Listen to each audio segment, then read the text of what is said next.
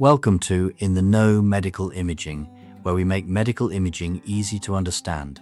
When a patient presents to the emergency department with sudden shortness of breath, chest pain, or a rapid heart rate, ruling out a pulmonary embolism, a blood clot in the lungs is a critical priority. But why do some patients get a CT scan while others are sent to nuclear medicine for a VQ scan? Today, we are breaking down pulmonary embolism imaging. We will explain what to expect as a patient during both procedures while diving deep into tracer kinetics, mismatched defects, and contrast considerations for our technologist community. From a patient perspective, these two exams feel very different, though both are safe and routinely performed. A CT Pulmonary Angiography, or CTPA, uses X-rays and IV iodinated contrast dye to create detailed 3D pictures of the blood vessels in your lungs. The scan itself takes less than 10 seconds, but it requires an IV line and a quick breath hold.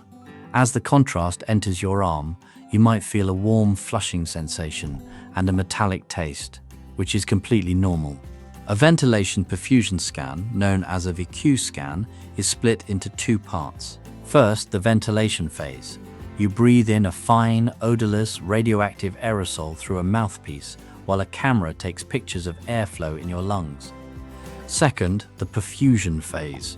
A small amount of radioactive tracer is injected into your IV to map blood flow. The VQ scan takes about 30 to 45 minutes, but it is very gentle and involves no iodinated contrast dye.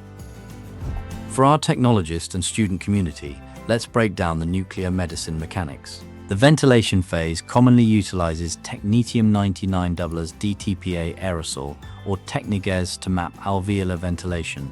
The perfusion phase uses Technetium-99m rho-aggregated albumin MAA. MAA particles range from 10 to 90 micrometers in size, intentionally causing temporary microembolizations in the pulmonary capillary bed to demonstrate regional blood flow. The diagnostic hallmark of a pulmonary embolism on a VQ scan is a mismatched defect. This occurs when an area of the lung shows completely normal ventilation. Air is reaching the alveoli, but absent perfusion, meaning blood flow is blocked by a clot. Technologist tip: always check for underlying pulmonary hypertension before administering MAA. In patients with severe pulmonary hypertension or right-to-left cardiac shunts, reducing the total particle count from the standard 300,000 down to 100,000 to 200,000 minimizes hemodynamic compromise while preserving diagnostic image quality. Now let's look at CTPA technical parameters.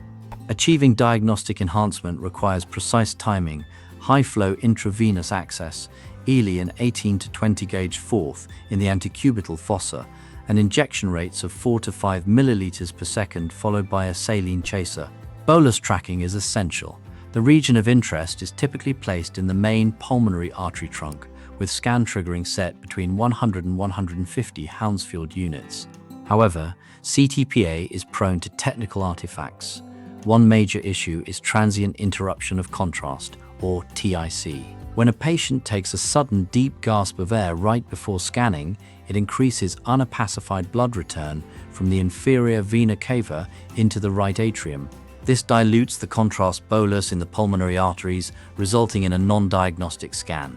Clear patient coaching to take a shallow, gentle breath rather than a deep gasp prevents this failure. So how does the medical team decide which exam to order? CTPA is typically the first-line choice because it is widely available, incredibly fast, and can detect alternative chest pathologies like pneumonia or aortic dissection. However, a VQ scan is the preferred alternative when VQ contrast is contraindicated. Key clinical reasons to choose a VQ scan include renal impairment patients with low kidney function or high risk for contrast-induced acute kidney injury, severe contrast allergy, patients with documented severe anaphylactic reactions to iodinated contrast. Pregnancy in young patients. VQ scans often deliver a lower overall radiation dose to maternal breast tissue compared to CTPA, making it a valuable option during pregnancy when a baseline chest X-ray is normal. Understanding the distinct strengths of both CTPA and VQ scanning allows healthcare teams to deliver fast, accurate diagnoses while keeping patient safety at the forefront. Thanks for watching.